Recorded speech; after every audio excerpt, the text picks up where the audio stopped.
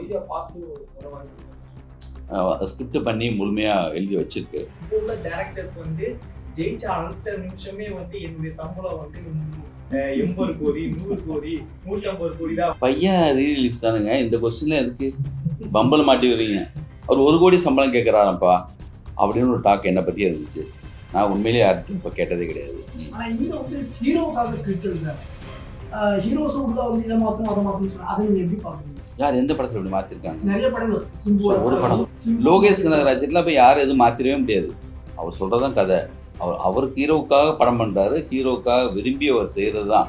உதாரணத்துக்கு எடுத்துக்குவோம், வெற்றிமாறன் எந்த ஹீரோவுக்காக போய் கதை பண்ணுறாரா? சூரிய கூட்டுச்சு ஹீரோ ஆக்கியிருக்காரு. இந்த காலகட்டத்தில் அவர் இருக்காரு. சொல்கிற கார்த்தி சுப்புராஜ் கிளைமேக்ஸில் வந்து ஒரு ஹீரோவாக இருக்கிற லாரன்ஸ் மாஸ்டர் வந்து அவ்வளோ ஹீரோயிசமான படங்கள் பண்ணுறவர். அவர் கிளைமேக்ஸில் சுட்டு சாகப்படுறாரு. அத்தனை பேர் சாகும்போது அவர் சாகுறாரு. அப்படி ஒரு கதை பண்ணுறதுக்கு ஒரு தைரியமான ஒரு இயக்குனர் நம்ம காலகட்டத்தில் இப்பயே கண்ணுக்கு முன்னாடி தான் இருக்காங்களே.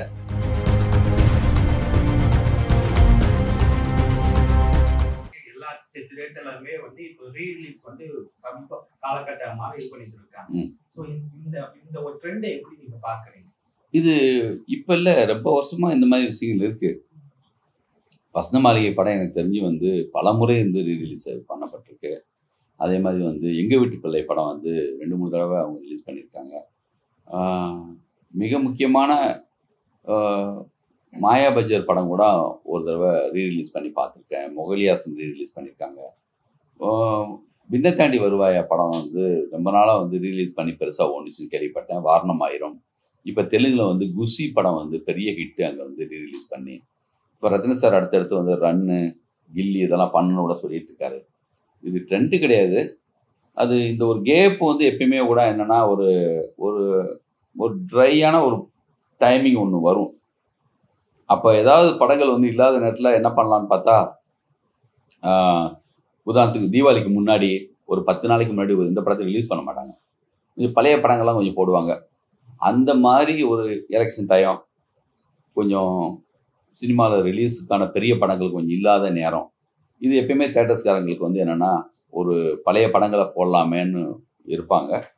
அது ரீலீஸுங்கிற ஒரு வார்த்தையோட இப்போ ஒரு பெரிய கொண்டாட்டமாக அப்படி ஒரு மாறி இருக்குது. இதில் என்ன பெரிய ப்ளஸ்னால் தனித்தனியாக ஒரு விஷயத்தை என்ஜாய் பண்ணுறது ஒன்று.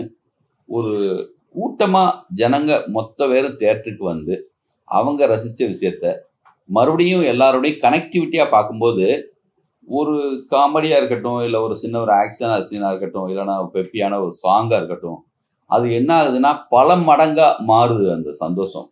அது ஒரு பெரிய ஹாப்பி அவங்களுக்கு வந்து அதில் வந்து ஃபீல் பண்ணுறாங்க. எப்பயோ பார்த்த ஒரு விஷயம் அதை வந்து அந்த பழைய ஆடியன்ஸும் வராங்க, இதை கேள்விப்பட்ட புதுசு வராங்க. குட்டி பசங்களாம் படம் பார்த்துருப்பாங்கள்ல. அப்போல்லாம் நான் வந்து எங்கள் வீட்டில் எங்கள் சியாமலா எங்கள் பெரிய பொண்ணு அவங்க வந்து எனக்கே ஞாபகம் இல்லை, அப்போ என்னடா வயசு உனக்குன்னு கேட்குறேன். 4வது படிச்சிருக்கீங்கன்னு சொல்கிறாங்க. போஸ் பொண்ணுங்க 2 பேர் இருப்பாங்க. அவங்கெல்லாம் அப்போ வந்து 2 வயசு, அப்போ 2-3 வயசு தான் சொல்கிறாங்க.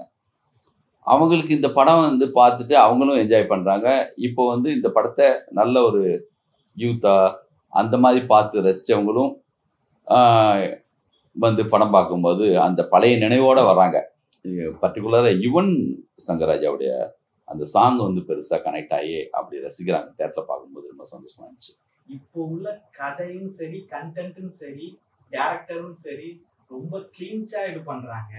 அவங்களுக்கு ஒண்ணுமே தெரியல. அப்போ உள்ள படங்கள் வந்து ஒரு ஒரு ஒரு வைப்ரேட்டா இருக்கு. அதனாலதான் நாங்க மூவி பார்க்க வரோம். ஐயோ, அப்படியெல்லாம் பொதுவாக வந்து ஒரு குற்றச்சாட்டு வைக்கவே கூடாது. எனக்கு பிடிச்ச மிக மிக முக்கியமான டைரக்டர்ஸு, மிக மாஸ்டர் பீஸு அப்படியெல்லாம் பெரிய பெரிய விஷயங்கள்லாம் முதலே நிகழ்ந்துருச்சு. அதோட மிச்ச சொச்சமாக தான் நம்மலாம் பண்ணிகிட்ருக்கோம். என்னென்னா ஒரு சிலது வந்து என்னென்னா ஒரே டைப் ஆஃப் படங்கள், ஒரு சில சாங்கெல்லாம் வந்து அவாய்ட் பண்ணி சில படங்கள் அந்த மாதிரிலாம் வந்ததுனால கொஞ்சம் அப்படிலாம் இருக்கலாம். எப்பயுமே அந்த காலம் மாதிரி இல்லைன்னு சொல்லி எப்பயுமே எல்லா காலத்தையும் சொல்லிட்டு இருப்பாங்க. அது ஒரு பெரிய ஒரு குறைபாடாக பேசுவாங்க. அதனால் பழைய மாஸ்டர்ஸை வந்து நம்ம வந்து பழைய கிரேட் டைரக்டர்ஸை வந்து நம்ம வந்து எப்பயுமே குறைச்சி மதிப்பிடக்கூடாது. நம்ம வந்து அவங்ககிட்ட வந்து கற்றுக்கிட்டதை அவங்ககிட்ட வந்து நம்ம லேர்ன் பண்ணது தான் நம்ம வந்து நம்மளுடைய ஏதோ நம்மளுடைய அனுபவத்தெல்லாம் கலந்து ஏதோ தர்றோம். அதனால் வந்து அப்படி சொல்ல முடியாது. கொஞ்சம் அவங்களுக்கு வந்து என்னதான் இருந்தாலுமே இப்போ ஒரு சவுண்டு ஒன்று இருக்கும். நம்ம என்னதான் இருந்தாலுமே கொஞ்சம் சொல்லுவோம் அந்த மாதிரி ராஜா சார் சாங் தான் இருப்போம். ரகுமான் அதுக்காக குறைச்சி மதிப்பிட முடியாது. ரகுமான் சார் வந்தது பிறகு அது ஒரு பெரிய பேர் எழுச்சியாக இருந்துச்சு. இப்போ வந்து அனிருத் பண்ணுறாங்க, நாளைக்கு இன்னொருத்தர் கூட வருவாங்க. பாலா சார்ட்ட ஒரு கொஸ்டின் கேட்டிருந்தாங்க, நீங்கள் யாரை பார்த்து பயப்படுறீங்க, எந்த டைரக்டரை பார்த்து நீங்கள் வந்து வியக்குறீங்கலாம் ஒரு கேள்வி கேட்டாங்க. அப்போ சொன்னார், நாளைக்கு புதுசாக வர இயக்குனரை பார்த்து நான் பயப்படுறேன்னு சொல்லி விகடனில் ரொம்ப நாளைக்கு முன்னாடி ஒரு இன்டர்வியூ கொடுத்தார். அதனால் வந்து நாளைக்கு வர்ற ஒருத்தர் வந்து அவர் தான் ரொம்ப இம்பார்ட்டன்ட். அதுக்காக வந்து நேற்று இருந்தவங்க இம்பார்ட்டன்ட் இல்லைன்னு அர்த்தம் கிடையாது. இதை விட அட்டகாசமான படம் ரன்னு, ஆனந்தம், சண்டைக்கோழி ஆமாம் இருக்குல்ல சார். ஆமாம், அதெல்லாம் ஏன் ரிலீஸ் பண்ணக்கூடாது? இது பையாங்கிறது நம்ம ப்ரொடக்ஷன், இது நம்மளுடைய கண்ட்ரோலில் இருக்கிற விஷயம். அதனால் நம்ம விரும்பணும், நம்மளுடைய நினச்ச நேரத்தில் இந்த படத்தை ரிலீஸ் பண்ணலாம்னு நினச்சிட்டோம். எனக்கு ஆசை தான் ஆனந்தம் திரும்பி வரணும், வந்து ரன்னு திரும்பி ரீரிலீஸ் பண்ணணும், சண்டைக்கோழி அதெல்லாம் வந்து பண்ணால் அவ்வளோ நல்லா இருக்கும். இதில் ரத்தின் சார்கிட்ட நான் விஷால்கிட்டலாம் பேசலான்னு தான் இருக்கேன். ஆல்ரெடி ரத்தின் சார்கிட்ட கேட்டேன், ரன் எப்போ சார்னு. அவர் ஒரு 70 ரெயின்போ காலனி சமீபத்தில் பண்ணாங்க, அங்கே குசி பண்ணாங்க. இப்போ அடுத்து வந்து நம்ம படத்தை பண்ணணும், ரன்னு தான் பண்ணணும்னு நினச்சிட்டு இருக்காங்க. நுங்கு நேனு சொல்லிட்டு ஒரு டைரக்டர், அடுத்த தேஜான்னு சொல்லி ஒரு முக்கியமான டைரக்டர் தெலுங்குலேருந்து, அவர் பர்டிகுலராக ஃபோன் பண்ணி, அங்கே தெலுங்கில் வந்து இப்படி ஒரு ட்ரெண்ட் இப்போ இருக்குது, நீங்கள் பையாவை வந்து ரீரிலீஸ் பண்ணுங்கன்னு சொல்லி அவர் ஃபோன் பண்ணார். வந்து இங்கே ஆவாரான்னு சொல்லி இங்கே கூட வந்து ரிலீஸ் பண்ணணும், நீங்கள் எனக்கு ரொம்ப பிடிச்ச படம், உங்களுடைய படங்களில் ஒவ்வொரு படமாக நீங்கள் பண்ணலாமே சொல்லி அவர் கூட கேட்டாங்க. அப்படி ஒரு எனக்கும் ஒரு ஆசை இருக்குது. ஒரு சில விஷயங்களை வந்து ரீஎடிட் பண்ணி கூட பண்ணணும்னு நினைக்கிறேன். அஞ்சான் ரொம்ப என்னை சோதித்த சோசியல் மீடியாவில் வந்து அப்போ அந்த காலகட்டம்னு சொல்கிற அளவுக்கு ஆகிட்டு போச்சு பாருங்கள். 14 வருஷம் இப்படி அது சொடக்கிற கேப்பில் ஓடின மாதிரி இருக்குது. அப்படி ஓடுது காலம். எப்பயுமே ஒரு நல்ல படத்துக்கும் ஒரு சுமாரான படத்துக்கும் ஒரு சூப்பர் டூப்பர் ஹிட் படத்துக்கும் ஓடாத ஒரு படத்துக்கு உள்ள வித்தியாசம் என்னென்னா, கதை எல்லாத்தையும் மீறி இன்னும் கொஞ்சம் வேலை பார்த்துருந்தா. இப்போ நான் சொல்லுவேன், டப்பிங் தேட்டரில் ஏவிஎம் டப்பிங் தேட்டரில் இருக்கும்போது, இந்த டப்பிங் தேட்டரில் இருந்துட்டு ஏவிஎம் அந்த ஏசி தேட்டர் அப்போ ஏவிஎம் தேட்டர் இருந்தப்போ நான் சொல்கிற உதாரணம் இதுதான். இந்த தேட்டர்லேருந்து அந்த தேட்டர் போகிற அந்த கேப்பில் தான் நம்மளுடைய வேலையே இருக்குது. ஓரளவு அந்த ஒர்க்கை நம்ம வந்து சரி பண்ணி அனுப்பிட்டோம்னா நம்ம ஒரு சக்ஸஸை பார்க்கலாம். இன்னும் கொஞ்சம் மெனக்கட்டிருந்தா, இன்னும் கொஞ்சம் நல்லா எடிட் பண்ணியிருந்தா, இன்னும் கொஞ்சம் கதை பேசியிருந்தா அப்படின்னு இன்னும் இருக்குல்ல, அது கொஞ்சம் கூடுதல் ஒரு உழைப்பை போட்டிருந்தா, கண்டிப்பாக இன்னும் கொஞ்சம் டைம் கிடச்சிருந்தா, அந்த நெருக்கடி, ரிலீஸ் தேதி இதெல்லாம் ஃபிக்ஸ் பண்ணி ஒன்று பண்ணும்போது நடக்கிற ஒரு சில தவறுகள். அப்படி என்னுடைய படங்களில் நான் வந்து அஞ்சானை வந்து நான் ரீரிலீஸ் பண்ணணும், அதை எடிட் பண்ணி பண்ணணும்னு ஒரு ஆசை இருக்குது. ஏன்னா நான் யாரை டார்கெட் பண்ணி அப்போ அந்த படத்தை வந்து நினச்சனோ, இப்பயும் வந்து ஒரு நேற்று ஒரு முக்கியமான ஒரு பையன் பிரசாத்தில் வந்து படிச்சுட்ருக்காங்க, விஷுவல் கம்யூனிகேஷன். அந்த தம்பி சொன்னாங்க, நான் வந்து 16 தடவை வந்து நான் அஞ்சான் பார்த்தேன் சார் அப்படின்ட்டு. அந்த மாதிரி குட்டி பசங்க நிறையவே சொல்லி நான் கேட்டிருக்கேன். இது வெறுமனே சும்மா வார்த்தைக்காக சொல்லலை, நிஜமாக சொல்கிறேன். ஏன்னா நான் இப்போ கதை பேசும்போது சொல்லுவேன், நான் ஊர்லேருந்து படம் பார்த்தேன்ல ஒரு ரஜினி சார் படத்தை, ஒரு அந்த மாதிரியான டைப் ஆஃப் படங்களை நான் பார்க்கும்போது, தேட்டர் முள்ள உள்ள சில படங்கள்லாம் பார்க்கும்போது, அப்போ ஒரு பெரிய அறிவோடையோ பெரிய கணக்கோடையெல்லாம் பார்க்க மாட்டோம். சின்ன ஒரு என்ஜாய்மெண்ட்டோட ஈஸியாக எளிமையாக பார்ப்போம். அந்த மூடில் தான் அந்த படம் இருக்கணும்னு நினச்சி தான் அந்த படம் நான் பண்ணேன். அதில் நான் சக்ஸஸ் ஆகிருக்கேன்னு நான் வந்து சந்தோஷப்படுறேன். ஏன்னா பசங்க சொல்கிறாங்க, சார் அந்த ஸ்டிக் இந்த வெளியில் வரும்போது நான் பயங்கரமாக என்ஜாய் பண்ணுவேன் சார், எனக்கு அந்த படம் அப்படி பிடிக்கும் சார் அப்படின்னு. அந்த குரல் எனக்கு நிறைய இடத்துல கேட்டிருக்கு. நான் வந்து என்னென்னா, இப்போ அதில் ஒரு சில தவறுகள் இருக்குது, தவறுகளே இல்லைன்னு சொல்ல. அப்போ எனக்கு எடிட் பண்ணுறதுக்கு நேரம் இல்லாமல் டேட் ஃபிக்ஸ் பண்ணனால உடனே நம்ம ரிலீஸ் பண்ணிட்டோம். கொஞ்சம் அதை ரீஎடிட் பண்ணி பண்ணலாமேன்னு ஒரு ஐடியா இருக்குது. கண்டிப்பாக நான் வந்து அந்த படத்தை பண்ணணும்னு விரும்புகிறேன். பார்ப்போம். முடிக்கட்டி படத்தை கொடுத்த டைரக்டர் நீங்கள், கௌதமன், முருகதாஸ். இப்போ ஏன் அவ்வளோ கேப்? திருப்பி கம்பேர் பயம்தான். பயமா இல்லை சார்? யாரும் உங்ககிட்ட கதை கேட்க வர்றது இல்லையா? இல்லை அப்படி இல்லைங்க. முடிவு நம்ம புரடி பிடிச்சி தள்ளுற மாதிரியான கதை கிடைக்காம இருக்கலாம். இல்லை வந்து சரியாக ஒரு 100% நான் இன்னும் கொஞ்சம் கூட நான் சரியாக செய்யணுமேங்கிற அந்த ஒரு ஜாக்கிரதையாக இருக்கலாம். முதல்ல பண்ணும்போது எந்த பயமும் இல்லை, நம்ம மேலே எந்த கணக்கும் இல்லை. ஊர்லேருந்து வந்த புதுசில் சினிமாவை பற்றி பேசி நம்ம பண்ணுறதாண்டா சினிமான்னு ஒரு தைரியம், ஒரு நம்பிக்கை, அப்படி ஒரு ஃபுல் துடிப்போட பண்ணும்போது இருக்கிற ஒரு படம், ஒரு ரசிகனா அதுக்கப்புறம் நம்மளுக்கு ஒரு சில ஃபெயிலியர்ஸ் வரும்போது ஒரு பயம் வருது. காலகட்டம் எல்லாமே நம்மளை வந்து என்னென்னா ஒரு சில புறக்காரணங்கள் எல்லாமே கூட நம்மளை வந்து வேலை பார்க்க விடாமல் பயமுறுத்துது. நம்மளுடைய படம் தான் நம்மளுக்கு தடையாக இருக்குது. ஒரு ரன்னு மாதிரி, ஒரு சண்டைக்கோழி மாதிரி, ஒரு பையா மாதிரி படம் கொடுத்தது பிறகு நம்ம பண்ணுற கதையில் அந்த ஸ்டைலாக நான் என்கிட்ட வெளியிலேருந்து ஒரு படம் மாதிரி என்ன எதிர்பார்க்கல. டைட்டானிக் மாதிரி நான் எடுக்கலாம் கேட்குறான். உங்கள் சண்டைக்கோழி மாதிரி இல்லையே, உங்கள் ரன்னு மாதிரி இல்லையே, உங்கள் ஆனந்தம் மாதிரி இல்லையான்னு தான் சொல்லுவாங்க. அது நம்ம தான் நம்மளுக்கு பிரச்சனை. அது வாழ்க்கைங்கிற ஒரு சின்ன ஷார்ட் பீரியடில் நம்ம ஒன்று ஏதோ சம்திங் சின்னதாக ஒன்று ஒரு அனுபவம் வந்திருக்கும், ஒரு துடிப்பு இருந்திருக்கும், அதுலேருந்து ஒன்று பண்ணியிருக்கோம். இப்போ இந்த கேப்புங்கிறது உங்களுக்கு தான் கேப்பு, எனக்கு இது வந்து ஒரு லேர்னிங் பீரியடு. நான் படங்கள் பார்த்துட்ருக்கேன், அப்படி என்ன கேப்பாகவே நினைக்கல. நான் இப்போ தான் போய் வாரியர் பண்ணி 2 வருஷம் ஆச்சு. முதல்ல ஒரு வருஷத்துக்கு ஒரு தடவை படம் பண்ணுவோம், இல்லை ஒரே வருஷத்துக்கு 2 படம் கூட வந்த காலகட்டம் இருக்கலாம். இப்போது கொஞ்சம் கூடுதலாக கொஞ்சம் அக்கறையோட, இல்லை கொஞ்சம் இன்னும் கொஞ்சம் கூட சரியாக பண்ணணுமேங்கிற ஒரு பயத்தோட அதான வழியே, மற்றபடி வர்றது இல்லை.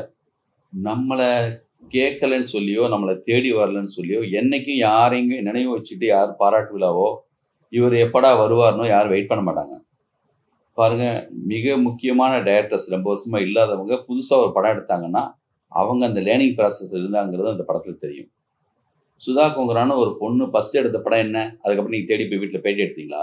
யாராவது அவங்க எங்கே இருக்காங்க இண்டஸ்ட்ரி மொத்தம் தெரிஞ்சிச்சா? அவங்களா ஒரு கதை பண்ணி அதுலேருந்து மீண்டு அதுக்கு படம் எடுக்க வராங்க.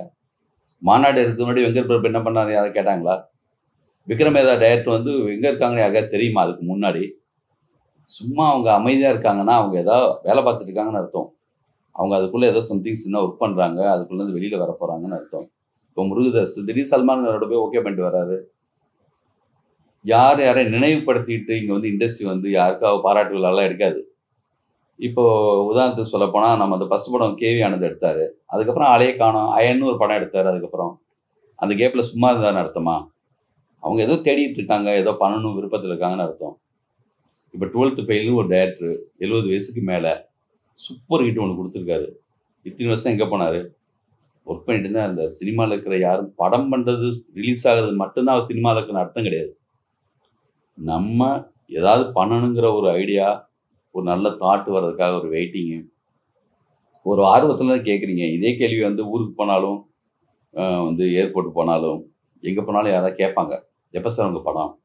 அதை நான் குறை சொல்ல, அது அவங்களுடைய நம்ம முன்னாடி கொடுத்த ஒரு படத்துக்காக கேட்குறாங்க. நான் சென்னைக்கு 92 வந்தேன், 2000 தான் படம் பண்ணேன். இந்த கேப்பில் நிறைய ஒரு சேகாரம் இருந்துச்சு. ஒரு அதுக்காக ஒரு பிராயச்சித்தோடு இருந்து நம்ம ஒரு படம் பண்ணோம். அதுக்கப்புறம் கண்டினியூவாக அந்த ஸ்பிரிட்டோட ஃபுல்லாக வந்துகிட்டே இருந்தோம். நடுவில் சின்ன சின்ன ஒரு சில படங்கள் ஓடாமல் போனது, கம்பெனியில் நடந்த ஒரு சில விஷயங்கள் கூட இருக்கலாம். நம்ம அதுக்காக சினிமா விட்டு போயிட்டோம், சினிமாவில் நம்மளை யாரும் கேட்கலன்னு அர்த்தம் கிடையாது. இன்றைக்கும் ரெஜிஸ்டருக்கு ஃபோன் பண்ணால் கதை சொல்கிறதுக்கு வாங்கன்னு சொன்னால் கூப்பிடுவாங்க. எந்த ஹீரோஸும் கூட படம் பண்ணுறதுக்கு விருப்பமாக இல்லை. நம்ம விரும்பணும் முதல்ல, அதுக்கான கதை நம்மகிட்ட இருக்கணும். அது இல்லாமல் யார் கதை போய் தட்டுறதோ எங்கே போய் நிற்கிறதோ எனக்கே விருப்பமே இருக்காது. யாரோட போய் கனெக்ட் பண்ணி என்ன மாதிரியான படம் கூட நம்ம பண்ணலாம். இப்பயும் மிகப்பெரிய ஒரு படத்துக்கான வேலை தான் போயிட்டுருக்கு. நான் மகாபாரதம் பண்ணுறதுக்கான ஒரு பெரிய ஒரு வேலையில் தான் இப்போ இருந்துகிட்ருக்கோம். அதில் அபிமன்யுவும் அர்ஜுனனும் பெரிய பார்ட்டாக வச்சுட்டு இந்தியிலேருந்து பெரிய ப்ரொடியூசர்ஸு, மாபெரும் பட்ஜெட்டு, அதுக்கான ஒர்க்கில் இருக்கும். அந்த ஒர்க்கும் பேசிக்கான ஒர்க்குக்கே ஒரு பெரிய ஒரு வேலை எடுக்கும். ஏன்னா மிகப்பெரிய ஒரு படம், அதுக்கான ஒர்க் இருக்கும். அந்த படம் தான் அடுத்த படமானால் 100% அது ஆர்டிஸ்டாக செட் ஆகி அதுக்கப்புறம் தான் அந்த படத்தை நாங்கள் அனௌன்ஸ் பண்ண முடியும், எடுக்க முடியும். இடையிலோட இன்னொரு படம் கூட நம்ம எடுக்கலாம். நான் என்ன செய்ய போகிறேங்கிறத முழுமையாக இப்போ சொல்கிறதுக்கான நேரம் இல்லை. இது பையா அந்த படத்துக்கான ஒரு நேரம். நீங்கள் ஒரு கேள்வி கேட்டீங்க, அதை தூண்டுதலில் நான் இவ்வளோ பேசித்தேன். ஒரு படம் ஜெயிச்சா 100 கோடி 200 கோடின்னு 3 நாளே வால்போஸ்ட் சொல்லி ஒட்டுறாங்க, சக்சஸ் வைக்கிறாங்க. நீங்க இவ்வளவு மூவி நீங்க பண்ணிருக்கீங்க. அப்போ உள்ள காலகட்டங்களை ஜெயிச்சா ஓகே, அடுத்த படத்துக்கு போயிடறாங்க. ஆனா இப்போ உள்ள டைரக்டர்ஸ் ஜெயிச்ச அடுத்த நிமிஷமே என்னுடைய சம்பளம் 80 கோடி 100 கோடி 150 கோடி தான் வரும். அப்பேற்பட்ட ஒரு டேப் ப்ராசஸ்ல செயல்படுறாங்க. உங்களுடைய பார்வையில இது இப்படி நீங்க பாக்குறீங்க? பையா ரீரிலீஸ் தானுங்க. இந்த கொஸ்டின்ல எதுக்கு பம்பல் மாட்டி வரீங்க? அந்த ஆலங்கத்தை கேட்கணும். ஏன்னா பார்த்த உடனே இதுக்கெல்லாம் நான் ஆதங்கப்பட்டாலோ இதுக்கெல்லாம் பதில் சொன்னாலோ நான் இதுலேருந்து இதை பழைய ஆள மாதிரியும் நான் இதை விரும்பாத ஆள் மாதிரி ஆகிடும். நான் ரன்னு ரிலீஸ் ஆனதுக்கு பிறகு நான் ஒரு சில நேரங்களில் என்னை பற்றி சொன்னாங்க, இன்னும் வந்து இப்போ 100 கோடி ஒரு சிலர் வந்து நெருங்கிடுச்சுன்னு சொன்னப்போ நீங்கள் கேட்ட மாதிரியே அவர் 1 கோடி சம்பளம் கேட்குறாரப்பா அப்படின்னு ஒரு டாக் என்னை பற்றி இருந்துச்சு. நான் உண்மையிலேயே யார்கிட்டையும் இப்போ கேட்டதே கிடையாது. அது யாரோ ஒருத்தங்க ஃபிக்ஸ் பண்ணது. ஜிவி சார் தான் எனக்கு வந்து 1 கோடி தான் சம்பளம் தரணும்னு சொல்லி 1.25 ரூபா சம்பளம் எனக்கு அவர் ஃபிக்ஸ் பண்ணார். அது நானே கேட்கல. ஆனால் அந்த நேரத்தில் அப்படி ஒரு டாக் இருந்துச்சு. அது அந்த காலகட்டத்தில் கொஞ்சம் முக்கியமாக டேரக்டர்ஸ்க்கு என்ன தோணியிருக்கும், இப்போ தான் வந்தாங்க அதுக்குள்ளே 1 கோடி சம்பளமாப்பா அப்படி கூட பேசியிருப்பாங்க. நான் இன்னைக்கு உள்ள ஒரு சில டேரக்டர்ஸ் பார்த்து அப்படி பேசணும்னு வச்சுக்கோங்க, என்னையும் வந்து லேசாக ரொம்ப பழசாயிட்டா பாடி சொல்லிடுவாங்க. இது ஒரு ட்ரெண்டு. சின்னதாக ஏதாவது சொல்லி செஞ்சு ஒரு பொருளை விற்கணும். ஒவ்வொரு காலகட்டத்துலேயும் ஒன்று ஓடும்.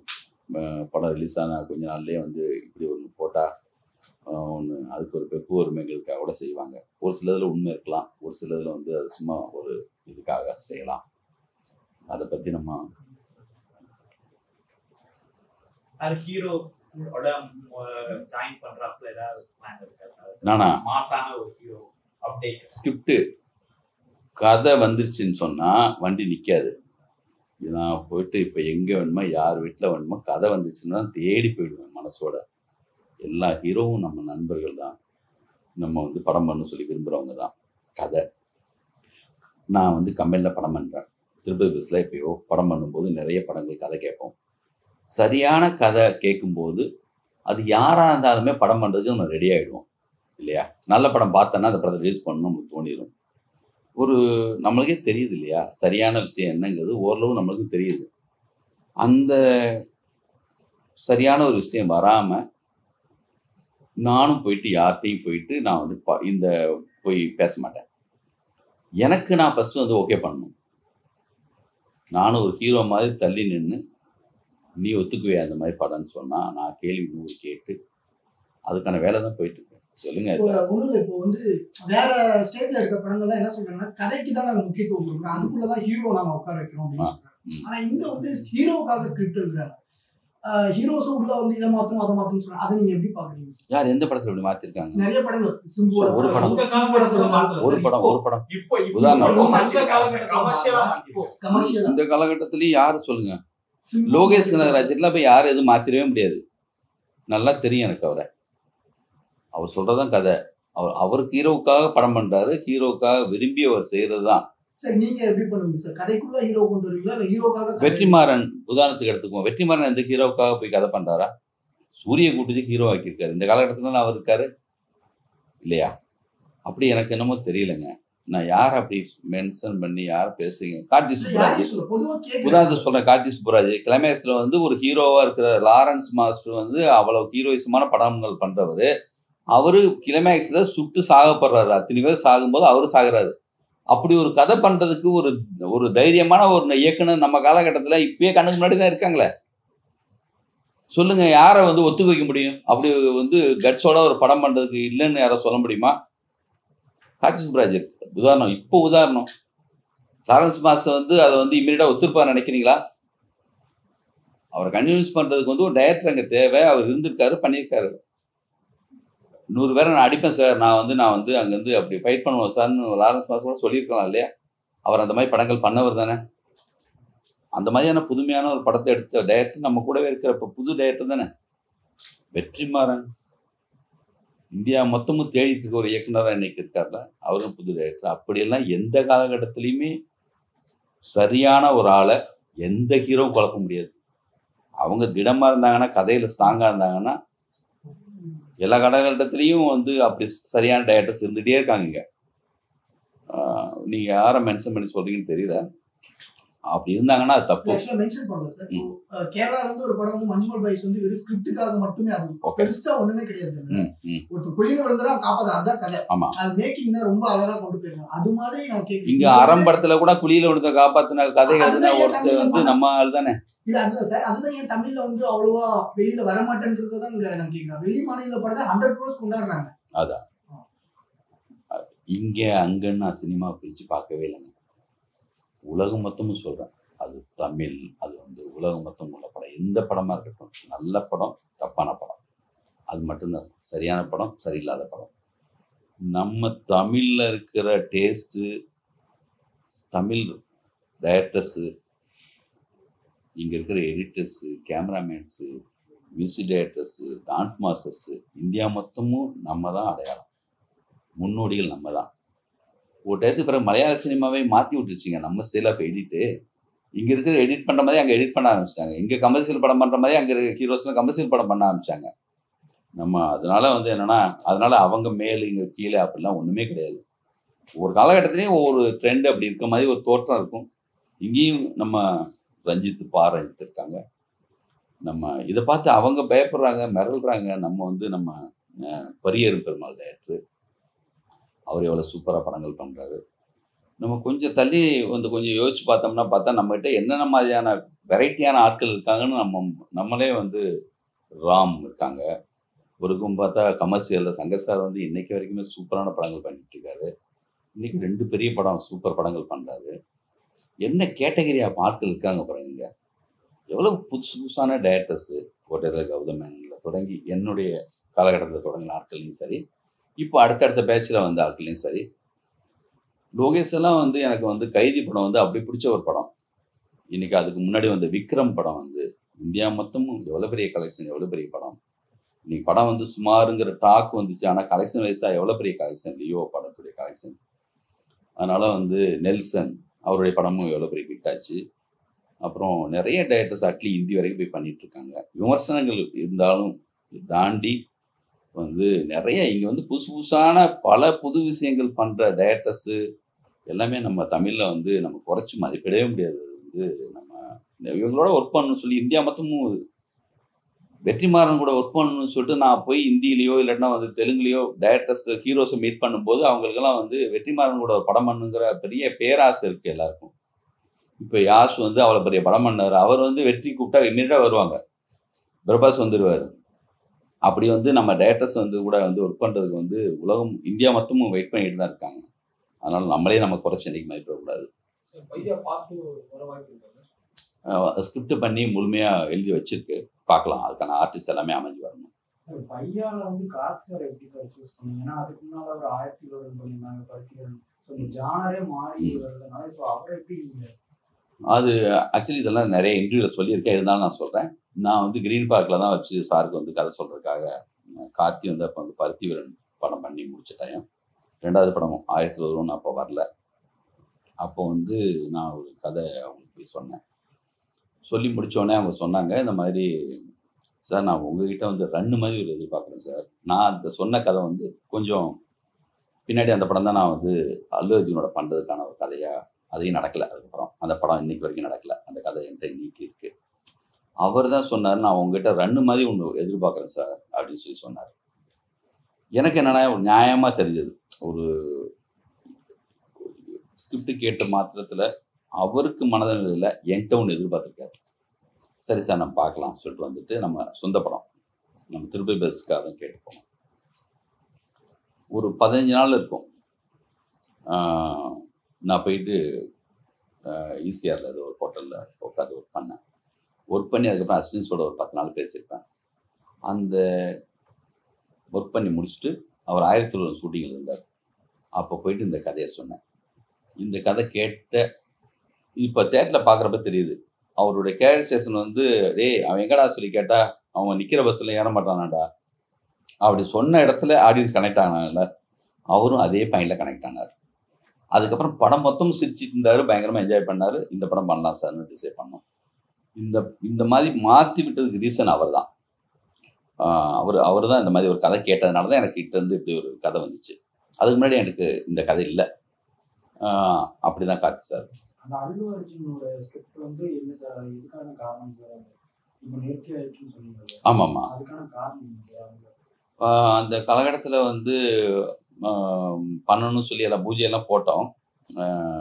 இடையில அவருக்கு அது தமிழ் தெலுங்கில் பண்ணுறதா இருந்துச்சு. அது ஒரு அந்த காலகட்டத்தில் சேம் ரங்கஸ்தலம் படம் கூட அப்போ வரல.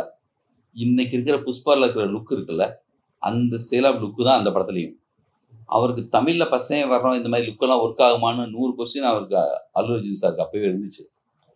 100% ஒர்க் அவுட் ஆகும் சார், நீங்கள் வாங்கன்னு சொல்லியிருந்தேன். ஏன்னா அவங்க எப்பயுமே பார்த்தா கொஞ்சம் நிறைய லுக்கெல்லாம் மாற்றிலாம் பண்ணது கிடையாது அது வரைக்கும்.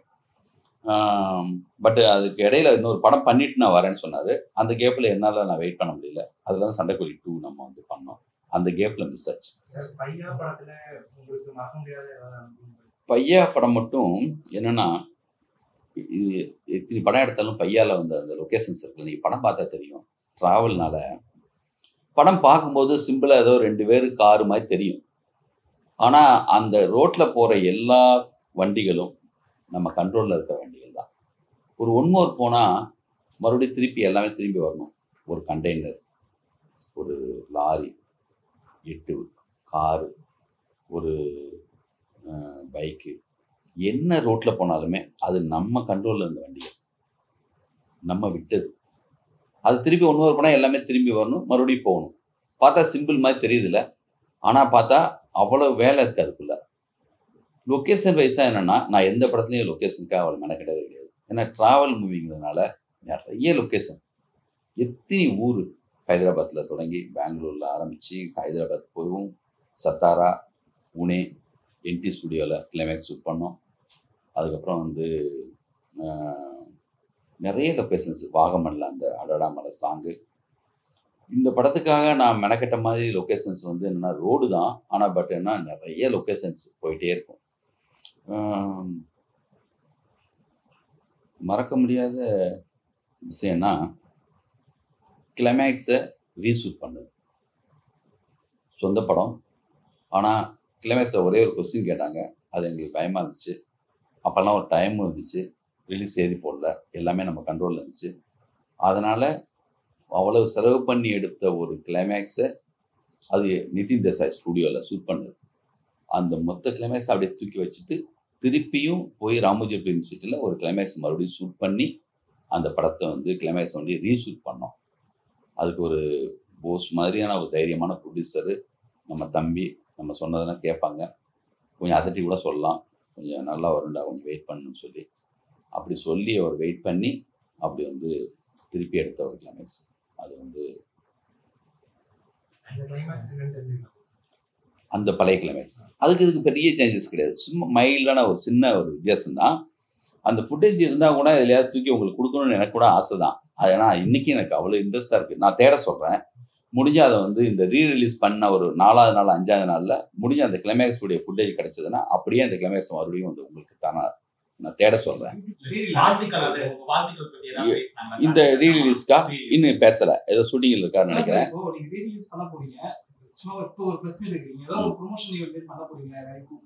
அதான் இது. ஆமாம் ஆமாம் ஆமாம். என்னன்னா முதல்ல இப்போ வந்து என்னன்னா ஆல்ரெடியே எல்லாருக்கும் தெரிஞ்ச ஒரு விஷயம். இப்போக்கி வந்து என்னென்னா அவ்வளவு முதல்ல நினச்ச மாதிரி அவ்வளவு வேலைகள் இப்போ செய்ய தேவையில்லை. இப்போ ரீரிலீஸ் அப்படி போட்டாலே போதும்.